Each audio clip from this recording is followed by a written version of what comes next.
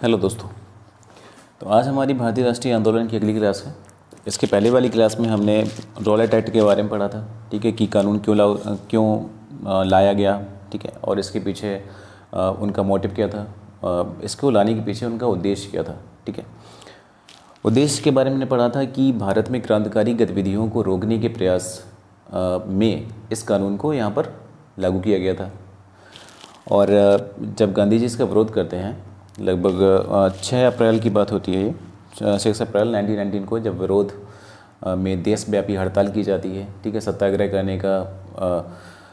करने का मतलब वार्निंग दी जाती है कि अगर आप इस कानून को लागू करेंगे तो हम हड़ताल करेंगे, ठीक है, प्रदर्शन करेंगे या सत्याग्रह करेंगे, ऐसा गांधी जी बोलते हैं।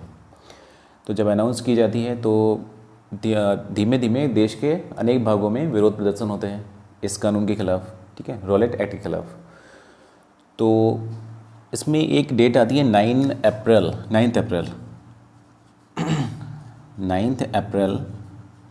1990। इस डेट को पंजाब के 2 स्थानीय नेता, जिनका नाम होता है सैफुद्दीन किचलू और डॉक्टर सतपाल, इनको गिरफ्तार कर लिया जाता है। डॉक्टर सतपाल एंड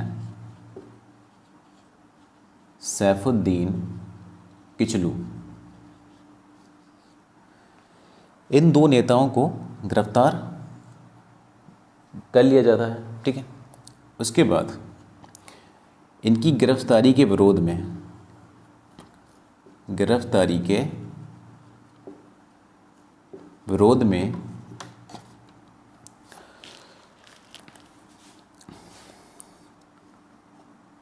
अमृतसर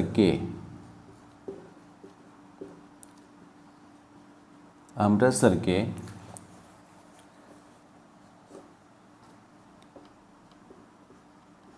जलियांवाला बाग में, ठीक है, 13 अप्रैल 1919 को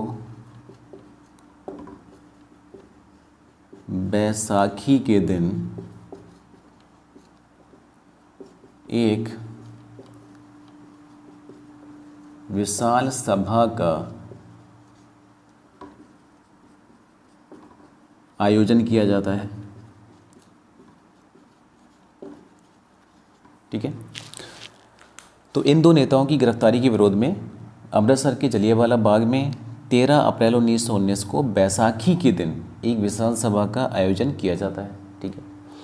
जब ये सभा चल रही होती है तो एक्चुअली में क्या था कि जब ये जलियांवाला बाग में एंट्री के लिए और एग्ज़िट के लिए केवल एक मेन गेट था। तो जब जनरल डायर इस पूरे बगीचे को घेर लेता है तो जो मेन एंट्रेंस का गेट होता है वो उसे भी बंद कर देता है कि जो अंदर लोग हैं वो बाहर ना जा पाएँ, ठीक है। उसकी प्लानिंग होती है कि हमें क्या करना है आगे, मतलब वो पहले से ही प्लान करके आया था कि हमें उनको शूट करना है, ठीक है। तो जब मेन गेट एंट्रेंस गेट बंद कर देता है और फिर वो सैनिकों को फायरिंग करने का ऑर्डर देता है, तो बाहर अंदर जो भीड़ थी वो निहत्ती भीड़ थी, उसके पास कोई भी शस्त्र या अस्त्र किसी प्रकार का कुछ नहीं था। तो जब फायरिंग होती है तो लोग इधर उधर भागते हैं, ठीक है, और उसके बीच में एक कुआं होता है, मैदान के बीच में एक, तो कुछ बचने के प्रयास में उसमें कूद जाते हैं, कुछ को ऐसी गोली लग जाती है। तो ऐसा माना जाता है कि सरकारी आंकड़े के अनुसार लगभग 379 लोग मारे गए थे इस पूरे हत्याकांड में, ठीक है। तो लिखते हैं सरकारी आंकड़े के अनुसार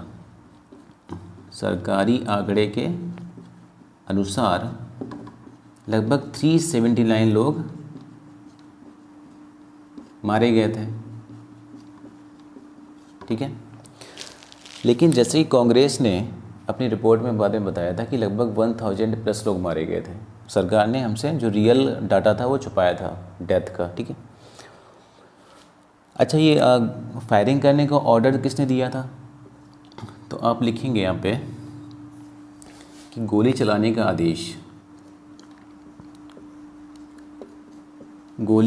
का आदेश दिया था जनरल रेजिनॉल्ड डायर। नॉर्मली हम केवल इतना नाम जानते हैं कि जनरल डायर, पूरा नाम क्या था? General Reginald Dyer. ठीक है, आपको याद रखना है। अच्छा, इस समय पंजाब का लेफ्टिनेंट गवर्नर कौन है, तो उसको भी लिख लीजिए आप। इस समय पंजाब का लेफ्टिनेंट गवर्नर कौन है? Michael O'Dwyer. ठीक है, डायर ये भी है, बट ये माइकल ओ डायर है, वो जनरल रेजिनोल्ड डायर है। ठीक है, गोली चलाने का आदेश देने वाला कौन है? General Dyer. और इस समय पंजाब का लेफ्टिनेंट गवर्नर कौन है? Michael O'Dwyer. ठीक है, इसे ऊधम सिंह बाद में 1940 में लंदन जाकर, लंदन का एक कैक्सटन हॉल होता है, वहाँ पर जाके इसको गोली मार देते हैं। ठीक है, तो इस हत्याकांड में लिखिए आगे, इतनी बात समझ गए होंगे आप। ठीक है,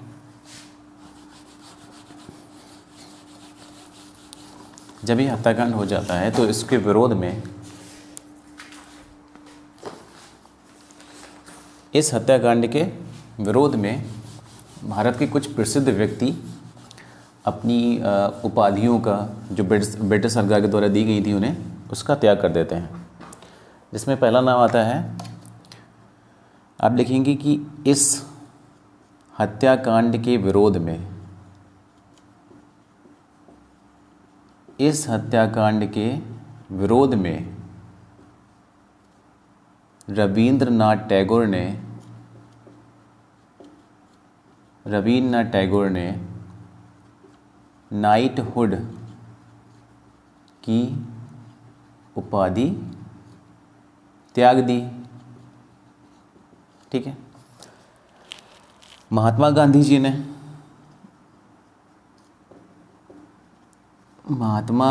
जी ने कैसर ए हिंद, ठीक है, कैसर ए हिंद की उपाधि त्याग दी। और एक नाम आता है शंकर नायर का। ठीक है, शंकर नायर, इन्होंने क्या किया था? वायसराय की कार्यकारिणी परिषद से इस्तीफा दे दिया। ठीक है, इस हत्याकांड के विरोध में। ठीक है, इस हत्याकांड के विरोध में ये प्रतिक्रिया रही थी कुछ भारतीयों की। अब इसके बाद क्या होता है कि इस हत्याकांड की जांच के लिए कुछ दो समितियां बनती हैं। एक बनाई जाती है ब्रिटिश सरकार की तरफ से और एक बनाई जाती है भारतीय राष्ट्रीय कांग्रेस की तरफ से। ठीक है, तो लिखिए आप, इस हत्याकांड की जांच के लिए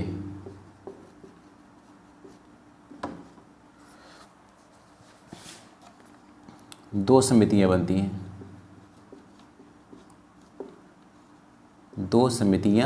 बनती हैं।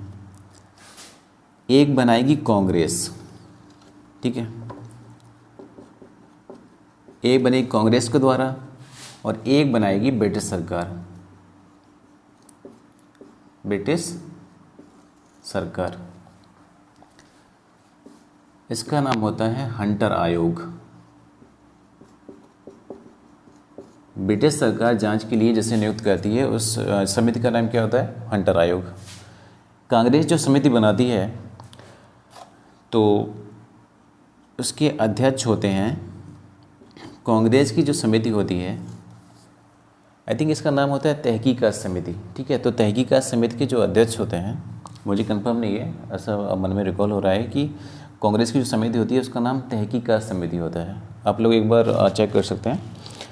तो इस समिति के जो अध्यक्ष होते हैं वो बनाए जाते हैं मदन मोहन मालवीय। ठीक है, ये इस समिति के अध्यक्ष होते हैं जिसे कांग्रेस अपॉइंट करती है। इसमें कुछ सदस्य भी होते हैं। सदस्य में कौन कौन हो जाएंगे? पहले आप लिखिए महात्मा गांधी। ठीक है, महात्मा गांधी सदस्य हो जाएंगे। इसके बाद मोतीलाल नेहरू, मोतीलाल नेहरू, चित्तरंजन दास, इसके अलावा अब्बास तैयब जी, अब्बास तैयब जी के अलावा M.R. जयकर भी इसके सदस्य होते हैं। M.R. जयकर ये कांग्रेस द्वारा गठित समिति के सदस्य हैं। ठीक है, फिर से देख लीजिए, कांग्रेस जलियांवाला बाग हत्याकांड क्यों हुआ, कैसे हुआ, इसकी जांच के लिए एक समिति गठित करती है। इस समिति का नाम तहकीकात समिति होता है। आप गूगल में एक बार चेक कर सकते हैं, कुछ और नाम होगा तो उसको लिख लीजिए। तो इस समिति में अध्यक्ष होते हैं मदन मोहन मालवीय और सदस्य होते हैं महात्मा गांधी, मोतीलाल नेहरू, चित्तरंजन दास, अब्बास तैयब जी एंड M.R. जयकर, ये इसके अध्यक्ष व सदस्य हो जाएंगे। अब जब ब्रिटिश सरकार हंटर आयोग का गठन करती है जांच के लिए, तो इसमें तीन भारतीय सदस्य होते हैं। कौन कौन से होते हैं? हंटर आयोग में 3 भारतीय सदस्य हैं, 3 भारतीय सदस्य। पहले हो जाएंगे आपके चिमनलाल सीतलवाड़, चिमनलाल सीतलवाड़, ये आपके पहले सदस्य हो जाएंगे। दूसरे हो जाएंगे आपके साहबजादा सुल्तान, साहबजादा सुल्तान या सुल्तान अहमद, आई थिंक सुल्तान अहमद, ये आप एक बार नाम कंफर्म कर लीजिए, साहबजादा सुल्तान है या सुल्तान अहमद है। और तीसरा नाम हो जाएगा आपका जगत नारायण का, जगत नारायण। ये 3 नाम है। इस नाम में थोड़ा कुछ ऐड हो सकता है, साहबजादा सुल्तान है या सुल्तान अहमद है, नाम आई थिंक कुछ ऐसा ही है। ठीक है, तो 2 कमीशन हो जाते हैं जलियांवाला बाग हत्याकांड की जांच के लिए। इसमें 3 भारतीय सदस्य हैं हंटर आयोग में। पहला नाम है चिमनलाल सीतलवाड़ का, दूसरा सुल्तान अहमद का और तीसरा नाम है जगत नारायण का। ठीक है, इसके बाद देखिए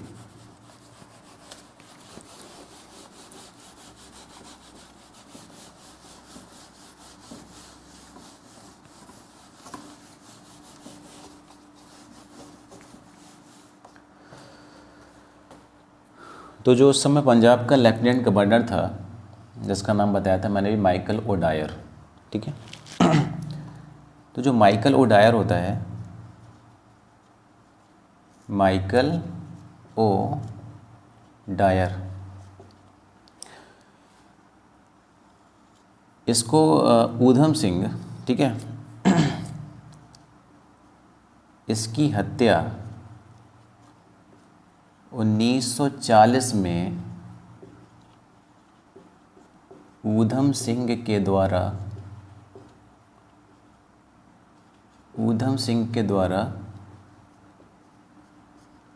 लंदन के कैक्सटन हॉल में गोली मारकर कर दी जाती है। ठीक है, गोली मारकर कर दी जाती है, गोली मारकर कर दी जाती है।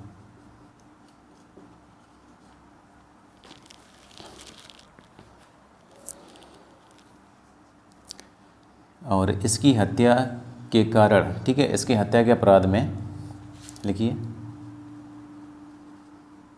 इसकी हत्या के अपराध में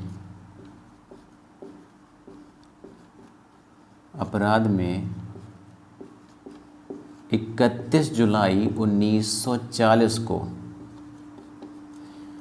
देखिए जो घटना है ये मार्च 1940 की है। ठीक है, यहाँ पे लिखिए आप मार्च 1940। ठीक है, मार्च 1940 में ये गोली मार देते हैं। ठीक है, और जुलाई 1940 में इनको फांसी हो जाती है। 31 जुलाई 1940 को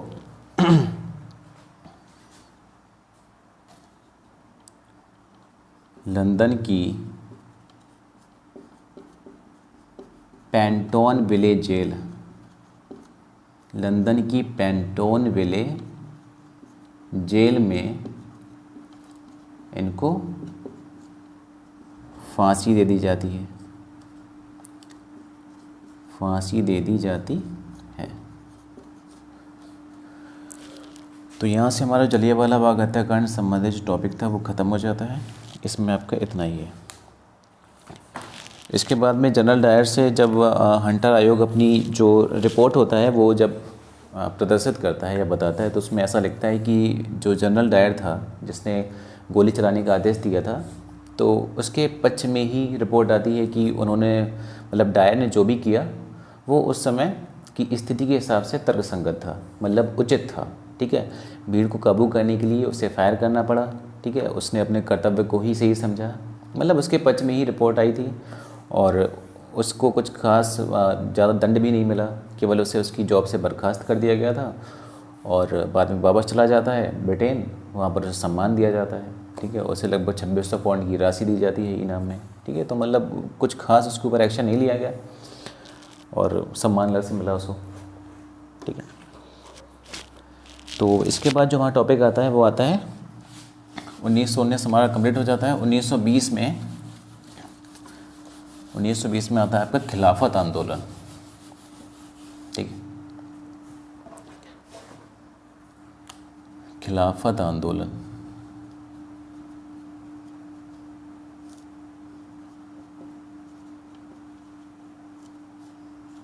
इसका जो ड्यूरेशन रहता है वो 19 से आप 1920 के आसपास मान सकते हैं। अब इसकी पृष्ठभूमि क्या है, देखिए विश्व के, और उस समय की बात है जब ये ईयर चल रहा है, उस समय भारत या विश्व के जितने भी मुसलमान हैं वो इस्लामी साम्राज्य का जो मतलब श्रेष्ठ व्यक्ति मानते हैं वो खलीफा को मानते हैं। ठीक है, तुर्की के खलीफा को मानते हैं। तो जब प्रथम विश्व युद्ध समाप्त होता है तो तुर्की के साथ एक संधि होती है।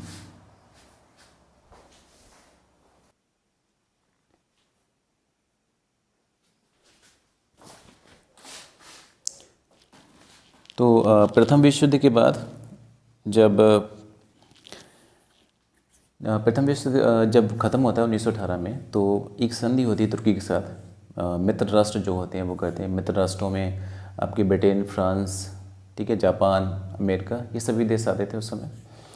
तो ये सभी देश तुर्की के साथ एक संधि करते हैं, जैसे हम सेवर्स या सेब्रे की संधि कहते हैं। तो इस संधि के अकॉर्डिंग तुर्की का विभाजन कर दिया जाता है और तुर्की का जो सर्वोच्च पद होता है, खलीफा का पद, ठीक है, इस्लामी साम्राज्य का जो सर्वोच्च पद होता है, उसे समाप्त कर दिया जाता है। तो इसी का विरोध पूरे विश्व भर के मुसलमान करते हैं, तो उसका विरोध भारत में भी होता है। ठीक है, तो भारत में उसके विरोध के लिए खिलाफत आंदोलन चलाया जाता है, क्योंकि जो ब्रिटिश थे वो भारत में भी थे। ठीक है, और मित्र राष्ट्रों में ब्रिटेन भी है।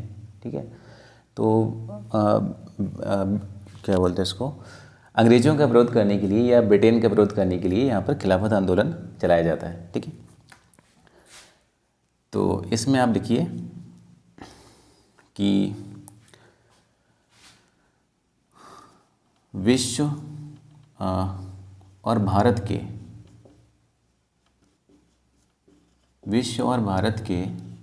सभी मुसलमान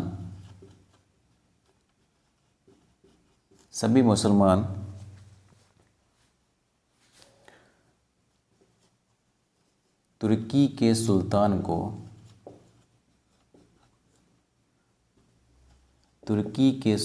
को इस्लामी साम्राज्य का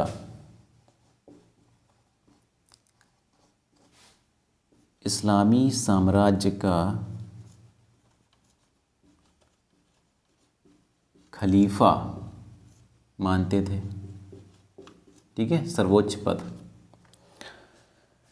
अभी क्या होता है कि प्रथम विश्व युद्ध के बाद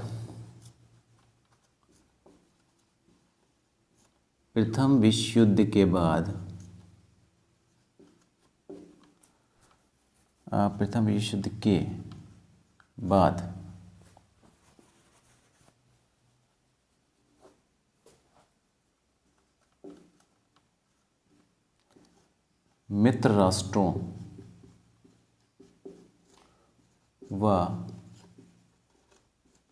तुर्की के मध्य सेवर्स या सेवरे की संधि होती है। ठीक है, सेवरे की संधि होती है। इससे क्या होता है, इसके अनुसार तुर्की का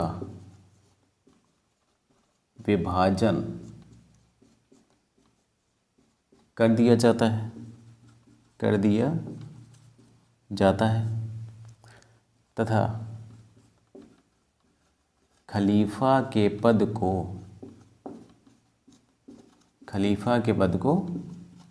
समाप्त कर दिया जाता है।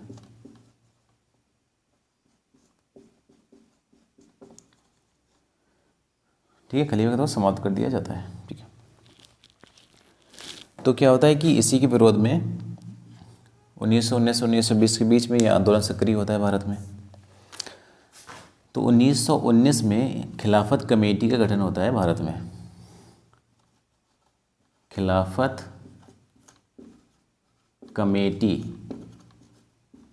का गठन होता है। अब गठन करता कौन है, तो भाई अली बंधु,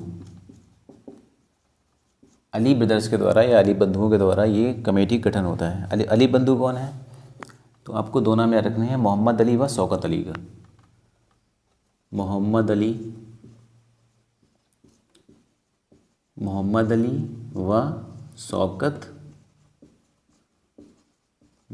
व शौकत अली, ये दो मेन फाउंडर इस कमेटी के माने जाते हैं। इसके अलावा इनके सहयोगी भी थे। ठीक है, क्योंकि केवल किसी भी समिति बनाना है, कोई भी कमेटी बनाना है, तो केवल दो व्यक्तियों से नहीं हो सकता काम, उसमें कुछ सहयोगी भी रहे होंगे। तो सहयोगी में हम कुछ नाम याद रखते हैं। इनके अलावा इसमें मौलाना आज़ाद, ठीक है, मौलाना आज़ाद से क्या मतलब है, मौलाना अबुल कलाम आज़ाद। ठीक है, याद रखना है, मौलाना आज़ाद से मतलब है मौलाना अबुल कलाम आज़ाद। इसके अलावा हकीम अजमल खान,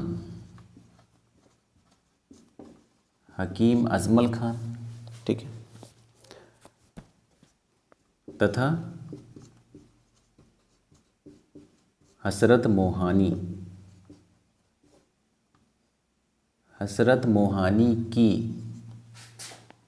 की भी इसमें महत्वपूर्ण भूमिका रहती है।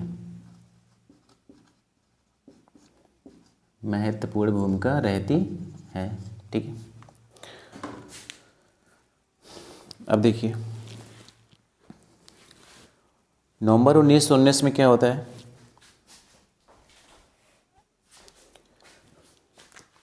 इसके अलावा नवंबर 1919 इसमें खिलाफत कमेटी का जो प्रथम सम्मेलन होता है वो दिल्ली में होता है।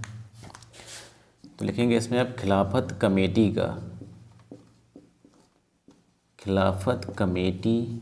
का प्रथम अखिल भारतीय सम्मेलन। ठीक है, 1919 में, नवंबर 1919 में इस कमेटी का पहला अखिल भारतीय सम्मेलन होता है। कहाँ पर होता है, तो ये आपका कहाँ होता है, दिल्ली में होता है। ठीक है, दिल्ली में होता है। और दिल्ली में होता है, इसकी अध्यक्षता कौन करते हैं सम्मेलन की, तो अध्यक्षता करते हैं महात्मा गांधी।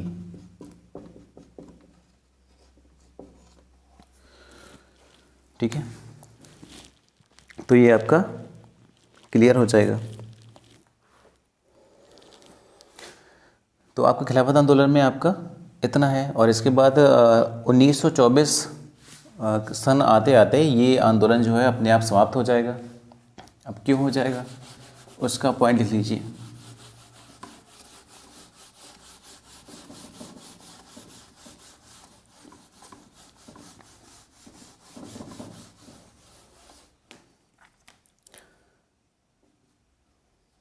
1924 1924। इसमें लिखिए यह आंदोलन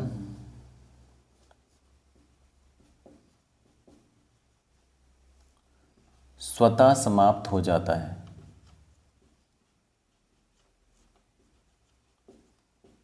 स्वतः मीन्स होता है अपने आप, ठीक है। और अपने आप कैसे हो जाता है, देखिए क्योंकि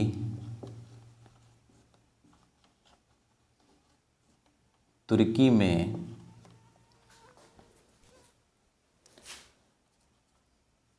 में कमाल पाशा के नेतृत्व में बनी सरकार ने खलीफा के पद को ही समाप्त कर दिया। खलीफा के पद को लिखिए हमेशा के लिए समाप्त कर दिया। हमेशा के लिए समाप्त कर दिया, ठीक है। तो जब बात ही खत्म होगी तो आंदोलन किस बात का, ठीक है। खलीफा का जब पद ही समाप्त हो गया तो लड़ाई किस बात की, ठीक है। तो यहाँ से आपका जो खिलाफत मूवमेंट है वो समाप्त हो जाता है, ठीक। इसके बाद आपका जो नेक्स्ट मूवमेंट आएगा वो आएगा आपका असहयोग आंदोलन का, ठीक है। तो असहयोग आंदोलन को हम अगली क्लास में पढ़ने वाले हैं। ये क्लास आपकी यहीं पर ख़त्म हो जाएगी। तो अगली क्लास में हम असहयोग आंदोलन को, चौरी चौरा कांड, ठीक है। इसके बाद स्वराज पार्टी के गठन और स्वराज पार्टी गठन की आवश्यकता क्यों पड़ी, उन सब के बारे में चर्चा करने वाले हैं, ठीक है। तो अगर आपको वीडियो अच्छा लग रहा है तो कृपया शेयर करें और चैनल को सब्सक्राइब करें। धन्यवाद।